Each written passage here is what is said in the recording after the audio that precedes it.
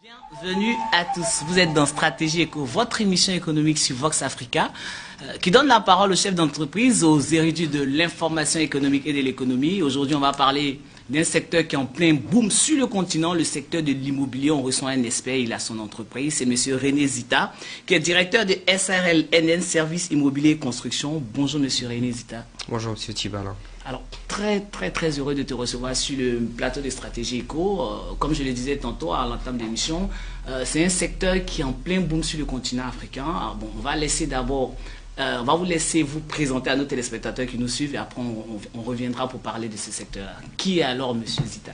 Ok, parfait, le plaisir est partagé Alain. Je suis monsieur Zita René, j'ai 36 ans, de formation initiale, donc juriste. J'ai eu quelques stages au sein de la diaspora, enfin au niveau de la France. Puis j'ai décidé avec une étude de marché, j'ai décidé de m'installer au niveau du Congo-Brazzaville, qui est mon pays d'origine. D'accord. Alors, vous faites une étude de marché. Qu'est-ce qui ressortait de cette étude-là par rapport au secteur de l'immobilier au Congo? Alors, c'est justement l'étude de marché qui donne quitus en fait à notre action, c'est-à-dire ce qui nous permet de nous lancer sur l'immobilier et la construction au niveau du Congo-Brazzaville. C'est la physionomie aujourd'hui de nos villes. On prend des exemples sur le Congo-Brazza, on prend des exemples sur le Congo. Il est clair que ce sont des villes qui sont assez vieillissantes, avec l'exode rural, les taux de chômage qui sont considérablement bas. Nous avions aujourd'hui des maisons, sinon des résidences en soi, qui s'affaissent ou qui éventuellement en gros qui sont difficiles quand même. Oui, voilà. Ouais. Et donc du coup ça nous donne, nous quitus, en fait on se dit là il y a une possibilité d'offrir un service sur éventuellement tout ce qui est rénovation, construction, achèvement de travaux. Bien entendu, il y a eu la crise qui a fouetté, oui, la Covid-19 qui a fouetté en ce moment. Nous avons les crises économiques également au niveau de certains pays, mais il s'agit d'une activité, il s'agit d'un secteur aujourd'hui qui rapporte assez et nous avions plusieurs niches à ce niveau-là. D'accord. Alors, est-ce qu'aujourd'hui on a quelques chiffres sur l'aspect de la demande au niveau de l'immobilier sur le continent, précisément au Congo? Parce que là, à vous écouter, vous avez dit qu'il y avait énormément de choses à faire par rapport à tout ce qui était affaissement, tout ce qui était vieillissement de maisons. Est-ce qu'on a quand même quelques chiffres par rapport à la demande aujourd'hui réelle au niveau du Congo-Brazzaville? Alors, les chiffres peut-être des tendances, non? Dans nos petits pays africains, c'est très difficile d'avoir des chiffres, hein, je vous le dis. Donc je ne pourrais pas vous donner de chiffres exacts. Donc, je ne vais pas m'avancer dessus. Ce qui est sûr, c'est que par expérience, aujourd'hui, nous avions plusieurs demandes.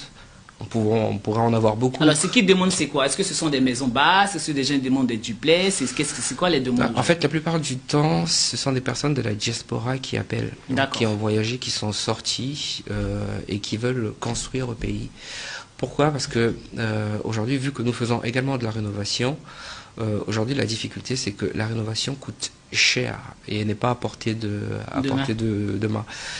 Et donc, parfois, notre obligation de conseil nous oblige à voir la personne qui veut rénover chez elle, lui dire écoutez monsieur, en termes de rénovation ça vous vaut tant, alors qu'avec tant vous pouviez acheter un terrain, pouvoir construire, etc. Enfin voilà, donc on est dans ces tendances là aujourd'hui au niveau du Congo-Brazzaville, mais c'est comme je vous disais, pour revenir un peu sur les chiffres que vous me demandiez, ça va être très difficile d'avoir des chiffres, mais je vous le garantis, la demande est là et elle est constante. D'accord, on l'a compris. Alors, au niveau des chiffres, c'est vrai, c'est un peu compliqué tout sur nos... Ce que vous proposez aujourd'hui, c'est quoi concrètement? Parce que je sais que en pré-interview, on parlait d'achat, on parlait de vente, on parlait de construction. Ce que vous proposez, c'est quoi à la diaspora? Alors, donc nous sommes une société de droit congolais, donc légalement constituée, avec un siège social physique au niveau de Pointe-Noire. Aujourd'hui, nous sommes en train d'effectuer quelques déplacements, dont un au niveau du royaume du Maroc, plus précisément à Casablanca. Et, vous tissez récemment des partenariats? Oui, voilà, c'est ça. Et à partir de la semaine prochaine, nous serons au Gabon. Donc nous sommes une structure de taille moyenne avec 1 an et demi d'existence, un directeur, un agent comptable, un responsable travaux qui fait également commercial et un responsable construction. Donc voilà. Au sein de l'entreprise, nous faisons de la gestion, de la promotion et de la gestion immobilière. Donc ça c'est le cœur même de notre métier. On fait le recouvrement de loyers pour des clients. Nous faisons de la vente, de la location et de l'achat de biens immobiliers. Alors sur le recouvrement peut-être de loyer, on va l'étape par étape. Oui, ce que vous faites concrètement, c'est quoi? Alors aujourd'hui, la difficulté avec certains propriétaires, c'est qu'avec avec la crise économique, il y a pas mal de locataires qui sont assez tendancieux. Et certains propriétaires en ont marre ou trouvent assez compliqué de recourir aux locataires pour des sommes de 250 000 ou la gestion administrative même de la location leur pose problème. Donc ils préfèrent aujourd'hui avoir une agence, une entreprise qui gère, à qui ils donnent mandat pour la gestion, donc tout ce qui est facture d'eau, facture d'électricité, gestion courante de la maison. Et comme nous avons le personnel de l'électricité, la plomberie, la maçonnerie, donc chaque fois que le locataire a un problème, plutôt que de faire recours au propriétaire de la maison, ils font recours à l'entreprise mandatée pour. Et donc à côté, nous faisons également du recouvrement de loyer tous les mois. D'accord. Et sur le deuxième aspect, vous avez parlé aussi de construction, je crois. Alors sur la construction, c'est un autre aspect parce qu'en fait, nous faisons de la rénovation, nous faisons de l'achèvement de travaux. Donc c'est une maison un propriétaire qui a commencé à construire, qui a connu quelques difficultés, qui a laissé tomber et qui veut terminer la maison et qui en a marre de suivre les travaux tout seul. Donc à ce moment-là, certains donnent quitus à une entreprise pour gérer. Donc il y a ça, l'achèvement de travaux, et il y a la construction de A à Z. Donc de zéro à... Construction de maisons, d'immeubles. Sur la construction, on fait de la construction de bâtiments à usage d'habitation et de bureaux. Immeubles, oui, mais nous n'en sommes pas encore au R+2. Donc là, à l'heure où je vous parle, nous sommes en train de construire pour un client un R+1, donc 4 maisons sur une même surface, mais nous ne sommes pas encore au R+2, R+3, etc. On n'y va pas à pas. Je veux qu'on revienne un peu sur le coût des mètres carrés, parce qu'on sait aujourd'hui que en Afrique, les grandes métropoles comme Pointe-Noire, Dakar, Abidjan, Yaoundé, c'est assez cher quand même. Est-ce qu'il y a une situation et il y a un effet qui explique ces situations-là? Alors, si vous voulez, par rapport à la question, et c'est une très bonne question d'ailleurs, parce que ce sont des questions que nous nous posons justement sur le prix du mètre carré. Parce qu'aujourd'hui, le Congo est un pays pétrolier, c'est-à-dire qu'on a connu un boom pétrolier et il y a quelques années, les maisons se vendaient à coups de milliards. Il est toujours un pays pétrolier. Hein. Oui, nous sommes toujours un pays pétrolier, mais avec la crise, il y a certains propriétaires, encore une fois par expérience, vous avez certains propriétaires qui vous appellent, qui veulent vendre leur maison, qu'ils ont acheté ou qu'ils ont construit il y a une quarantaine d'années, au même prix qu'hier. À 1 milliard, à 400 millions. Et aujourd'hui, même sur les réseaux sociaux, sur nos affiches nos supports de communication, nous avions certains retours où certaines personnes vous disent: oui, mais pourquoi vous vendez des maisons aussi chères? Nous ne fixons pas les prix, en vrai. C'est le propriétaire qui fixe le prix. Mais comme vous conseillez, vu que vous conseillez, que vous avez l'étude, vous avez l'environnement, vous maîtrisez l'environnement, est-ce qu'il n'y a pas dans vos conseils des propositions, des recommandations à faire? Si. Parce que, qu'on le veuille ou pas, les choses ont évolué, les tendances ont évolué, les maisons d'il y a quelques années... Peut-être parce que dans le secteur de l'immobilier, on dit souvent plus la maison peut-être elle a pris de la valeur et tout, on est totalement d'accord. Mais est-ce que en termes de conseils, des recommandations à ces propriétaires-là, il n'y a pas des choses à dire? Alors, si, il y a toujours des choses à dire. Parce que dans tous les cas, dans la vente, dans le pourparler avec le propriétaire, nous avons un devoir de conseil pour ne pas que le propriétaire en face rêve. Le coût des maisons aujourd'hui a considérablement baissé, pour ne parler que du Congo-Brazzaville.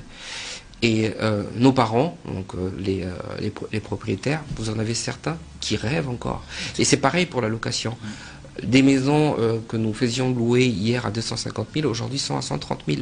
Et vous aviez des propriétaires qui disent: ma maison, elle vaut 600 000, tant que je n'ai pas un locataire qui veut accepter. C'est quoi les critères pour eux? C'est quoi la zone? C'est la zone de la maison, parce que peut-être elle est en bordure de plage, dans un quartier UP, je sais pas. Oui, mais dans tous les cas, selon la zone, le prix varie, c'est sûr et certain. Après, il faut regarder les choses de façon lucide. Le pays en lui-même est en crise. Donc peu importe la zone, effectivement il ne faut pas brader non plus, mais peu importe la zone, si vous voulez avoir une maison qui, bon, j'ai cherché le mot tout à l'heure, une maison qui ne s'amortit pas pour absence de locataire, il faut pouvoir trouver un locataire à un prix raisonnable, bien entendu, de façon à ce que la maison vive tant qu'elle est suivie justement par une agence que nous sommes d'ailleurs, tant qu'elle est suivie. Mais aujourd'hui vous avez des propriétaires qui vous disent: ah, si vous n'aviez pas 1,2 million, la maison, elle reste là. Et la maison, elle est là 6 ans, 7 ans, 8 ans. Et c'est avec le temps... problématique. Avec le temps, il y en a qui comprennent, il y en a qui lâchent un peu du lest en disant: bah, allez-y, trouvez quelqu'un, mettez quelqu'un dans la maison, etc. Puis bah, voilà, la personne retrouve des financements réguliers, on va dire, tous les mois, au grand bonheur de la famille, quoi. À côté de ça, quelles sont les difficultés que vous rencontrez dans l'exercice de vos fonctions? On sait très bien qu'il y a des clients qui ne sont pas toujours faciles, qui ne comprennent pas forcément. Comme je le disais tantôt, le secteur de l'immobilier en plein boom, chacun veut acheter sa maison, surtout au pays et tout, chacun veut être propriétaire. Vous êtes confronté à quoi? Alors, nous sommes confrontés à quelques difficultés de plusieurs ordres, vu qu'il y a plusieurs secteurs sur lesquels nous travaillons. Sur l'achèvement de travaux, par exemple. C'est-à-dire que vous aviez des personnes... On est dans une société, encore une fois, c'est pas caricatural, mais on est dans une société où nous attachons beaucoup d'importance à la famille, au social. Donc très souvent, on appelle un cousin qui fait de la peinture, un frère qui fait de la maçonnerie pour construire. Pourtant, ce ne sont pas des experts. Et ce qui se passe, c'est que nous, aujourd'hui, lorsqu'on fait appel à l'entreprise pour achever les travaux, derrière, il y a une responsabilité donc d'achèvement de travaux. On est obligé d'achever le travaux. Sauf que s'il y a un problème dans 5 ans, vu que c'est contractuel, on fait appel à l'entreprise. Et ça fait qu'aujourd'hui, ce sont des maisons, très souvent, ce sont des maisons qui ont été construites il y a 15 ans, donc quasiment sans plan, sans suivi. Et c'est difficile pour nous, entreprises, de continuer une maison pour laquelle nous n'avons aucun suivi, aucune piste, aucun document sur la fondation, et le propriétaire veut construire un R+1, un truc. Alors, est-ce que la fondation tient? Est-ce que ça a été prévu pour? Et très souvent, il n'y a pas de papier. Mais est-ce qu'ils comprennent ça? Oui, bah, ça s'explique. Après, c'est avec le temps. C'est pour ça qu'il faut passer sur les plateaux télé, pouvoir expliquer tout ça. C'est difficile. Même aujourd'hui, même pour obtenir un titre foncier, la vieille classe réchigne encore, alors que ce sont des choses qui sont très importantes pour eux, les propriétaires, mais également en termes d'héritage, en termes de... Est-ce qu'au niveau administratif, c'est pas chronophage avec les structures étatiques d'avoir ce type foncier-là ou ce type de propriété? Nous, c'est notre rôle. On est dedans. Quand il y a des personnes qui achètent ou qui veulent acheter, qui sont à l'étranger, ces personnes font appel à l'entreprise que nous sommes. On en reçoit pas mal. Nous faisons tout le travail. C'est-à-dire nous faisons la vérification au niveau du cadastre pour savoir si le propriétaire est bel et bien propriétaire. Nous achetons, nous avons le notaire, nous voyons le notaire, nous signons le contrat et nous renvoyons le document au propriétaire qui, pour des raisons de travail, des raisons professionnelles, ne peut pas se déplacer. Ça, c'est une chose. Et c'est pareil pour des personnes sur place qui veulent vendre leur terrain pour quelque difficulté que ce soit ou autre. Très souvent, c'est l'enfant d'eux, c'est le neveu, etc. Tout ça. Alors quand on demande les papiers, c'est très important pour nous parce que en tant qu'entreprise, nous nous projeter. Voilà, derrière, il faut vraiment que nous ayons les documents, que nous soyons sûrs qu'il s'agit bien de la personne, que la personne a bien le droit de vendre, que la personne a bien quitus, que la personne a bien un mandat, que c'est bien le fils d'eux, etc. Tout ça. Sinon, après, le litige, il est très vite arrivé et on ne s'en sort pas, quoi. Donc, on a aussi l'épineuse question des immeubles, des maisons qui s'écroulent. C'est vrai que vous avez parlé tout à l'heure des difficultés, des fondations qui ne sont pas. Pourquoi est-ce que ce genre de situation arrive récemment dans un pays, je vais le nommer, qui est la Côte d'Ivoire?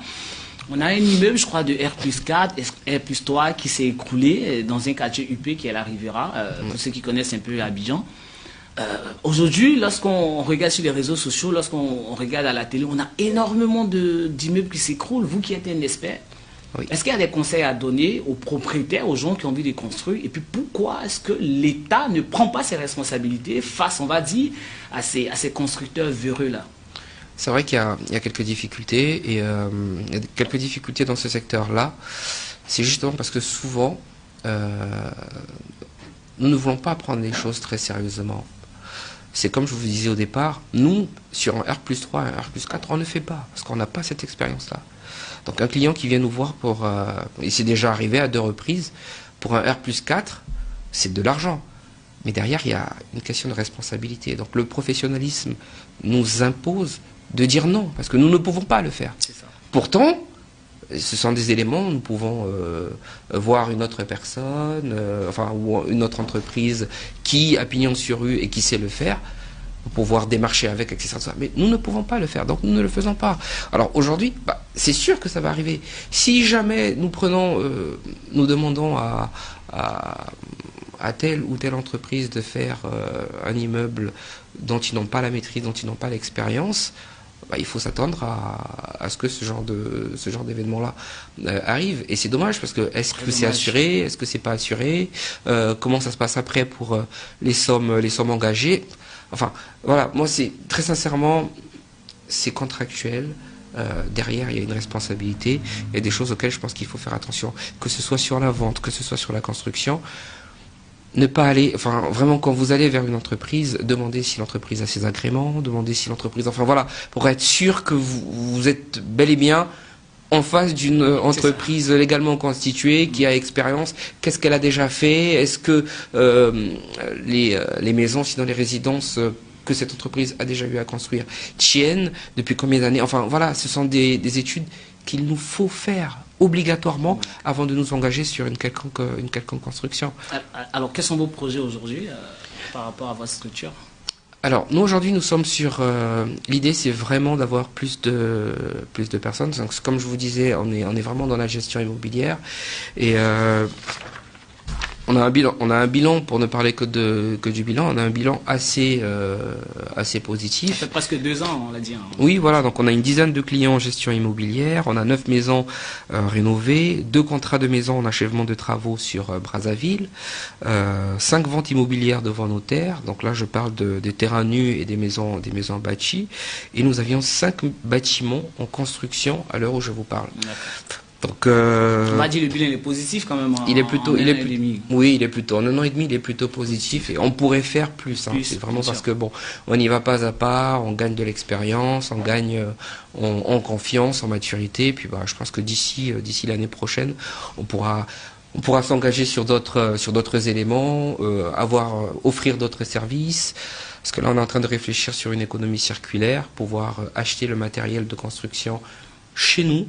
Donc avoir une quincaillerie, ce qu'on appelle quincaillerie chez nous, au niveau de Pointe-Noire, pour pouvoir justement... C'est là où on a tout le matériel en fait. C'est ça, exactement. Parce qu'aujourd'hui, le client, quand il veut construire, on lui fait un devis. C'est ça.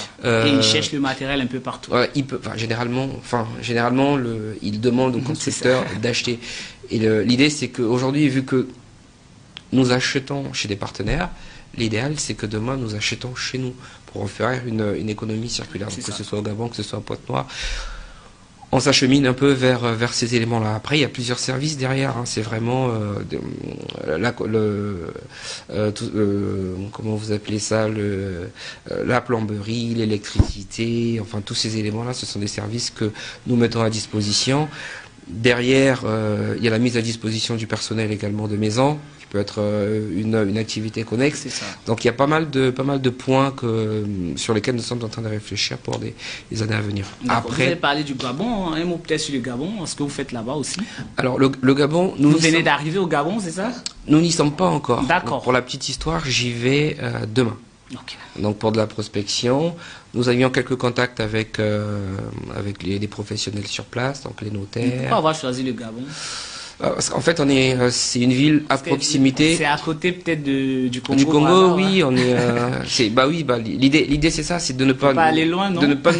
Ah si, le Maroc c'est pas à côté. Mais c'est pour pouvoir donc non pas seulement rester dans le giron local, mais toucher également la sous-région. Et je pense que c'est possible. Après, l'idée n'est pas de le faire de façon extravagante, tout de suite, aujourd'hui et maintenant, mais pas à pas, y aller, voir ce qu'il y a lieu de faire, faire une petite étude de marché, discuter avec des personnes, et puis après, poser ses jalons et de fil en aiguille, avoir une structure en bonne et due forme également au Gabon et dans la sous-région. D'accord. Alors, on parle énormément d'études de marché. En début d'émission, on en a parlé. Là, vous parlez encore d'études de marché. Pour vous, quels sont les éléments clés dans une étude de marché, qui doivent révéler en fait notre prise de décision? Je pense qu'il faut aller sur place. Il faut toucher le problème du doigt. La connexion, Internet, les études sur Internet, les questions posées sur Google, c'est super important parce que ça donne des niches, mais il faut aller sur place, discuter pour rechercher quoi? Discuter avec les professionnels. C'est ce que j'ai fait au niveau de Casablanca. Ah, d'accord. Rencontrer les professionnels, visiter les maisons, voir comment ils font.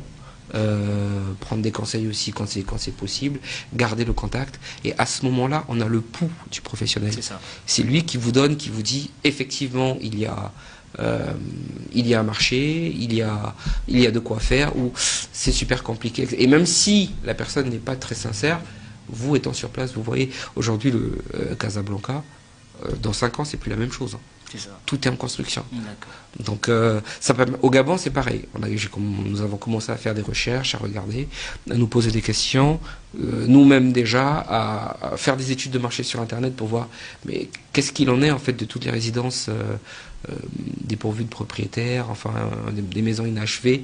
Qu'est-ce qui se passe dans un aussi petit pays pétrolier, pourtant riche, avec des maisons inhabitées, inachevées, qui tombent en ruine, etc. Donc on a eu des questions, puis on s'est dit, il y a peut-être une niche, il faut aller sur place pour voir ce qu'il en est, et à partir de là, nous trouverons le moyen soit de faire quelque chose, ou soit de se rétracter. D'accord. Pour vous, c'est quoi l'entrepreneuriat? Si vous devez définir l'entrepreneuriat, ce serait quoi? C'est tout simple. Après, c'est un mot qui peut-être qu'il est galvaudé, non? Oui, voilà, qui est assez creux. Je sais pas, c'est l'entrepreneuriat, c'est tout et rien. C'est entreprendre quelque chose. Aujourd'hui, je vends des stylos, je fais de l'entrepreneuriat. Vous voyez, je vends des maisons, j'entreprends sur la vente de maisons, sur la construction, etc. Donc, après, c'est un mot, il faut ça. Après, il y a énormément, je le pose aussi à dessein parce qu'il y a énormément de jeunes aussi africains qui ont envie d'entreprendre, comme vous l'avez dit, de vendre quelque chose, mais pour aller plus loin, au-delà du fait de vendre, je pense que l'entrepreneuriat, c'est quand même un process, ce sont des étapes, il faut avoir quand même une certaine expertise dans ce qu'on fait, parce qu'on ne va pas se lever un matin pour dire, moi, je vais entreprendre. Quels sont, parce que vous, je pense que tout à l'heure, vous avez parlé d'études de marché, c'est plus dans ce sens-là. Pour celui qui veut entreprendre, qu'est-ce qu'il doit avoir comme force? Qu'est-ce qu'il doit éviter? Alors, déjà, moi, je pense qu'il faut aimer ce qu'on fait. Alors moi, dans ce que je fais, j'aime bien le contact avec les personnes. Et aujourd'hui, c'est du co-exercice. C'est-à-dire qu'on a la plomberie, l'électricité, tous ces éléments-là, la maçonnerie qui entrent en ligne de mire dans la construction. On a la comptabilité, on a la gestion du patrimoine, c'est autant d'éléments, autant de secteurs qui entrent. Et moi, j'aime bien le faire. Donc du coup, il faut déjà avoir cette volonté-là, cette passion, ça doit être passionnel déjà de base. Aller sur un secteur, il faut connaître le secteur, faire des études sur le secteur. Sinon, on y va, on met de l'argent et dans 2 ans, dans 6 mois, ça demande aussi parfois une certaine discipline que nous n'avons pas toujours. Après, il y en a qui l'ont, mais nous n'avons pas toujours cette discipline-là. Comment gérer l'argent? Aujourd'hui, que ce soit une ferme, nous pouvons vendre des œufs, vendre des poules, etc. Mais si nous ne savons pas gérer ce revenu-là, si petit soit-il, c'est sûr que nous coulons la perte. Donc, c'est autant d'éléments qui font que si vraiment la personne veut entreprendre, il faut y aller pas à pas, poser des petits jalons et grandir avec le temps. Après, c'est pas... D'accord. On est pratiquement à la fin de l'émission. Ça va très vite. C'est passé très vite, on l'a dit. C'est passé très vite. Alors, avant de vous laisser le mot de conclusion, pour vous, quels sont les atouts de votre structure. Pourquoi est-ce qu'aujourd'hui, le téléspectateur qui nous regarde depuis le Congo, depuis la Côte d'Ivoire, depuis le Cameroun, devrait choisir votre entreprise et pas les autres avant de conclure? Très rapidement. Alors, moi je pense que nous faisons montre d'un certain professionnalisme sans pareil. Voilà, nous sommes dans le conseil, donc avant tout, nous allons dans le conseil du client et nous allons au rythme du client. Donc en termes de construction, nous ne sommes vraiment pas dans l'obligation, lorsque nous faisons le devis il est de 10 millions, il faut donner les 10 millions. Non, non, on est vraiment dans le conseil, dans le professionnalisme. Il y a une responsabilité sociale, une responsabilité professionnelle derrière. Nous refusons certains marchés lorsque nous ne sommes pas capables de le faire. Et aujourd'hui, je pense que ceux qui travaillent avec nous le rendent assez bien. Et je pense que nous avions beaucoup de choses à faire au niveau du Congo-Brazzaville. D'accord. Votre mot de fin par rapport à l'émission et peut-être un mot aussi à tous les Africains qui nous suivent, toutes les personnes qui ont envie peut-être de se lancer dans le secteur de l'immobilier. Alors moi je suis quasiment ouvert sur tout. Je pense que vous avez les coordonnées de l'entreprise sur tous nos supports marketing. Ils peuvent toutefois appeler, même pour un conseil, même pour pouvoir discuter sur un projet. Et je pense si vous avez un projet, il faut travailler dessus. Longuement avant de pouvoir se lancer, et une fois que tous les voyants sont ouverts, pouvoir se lancer, mais y aller pas à pas. D'accord. Merci beaucoup. Je rappelle à nos téléspectateurs que vous avez suivi en Stratégie Éco. Je recevais René Nzita, qui est le directeur de SRL-NR Services Immobiliers et Construction. Avec lui, on a parlé du secteur de l'immobilier, surtout au Congo-Brazzaville, où la société est implantée. Je vous dis toujours, l'information économique doit être au cœur du développement de votre entreprise. Pour les autres, l'amour, le pardon au cœur de votre vie. Le maestro Olivier Noko réalisait cette émission. Moi, je vous dis à très bientôt sur Vox Africa.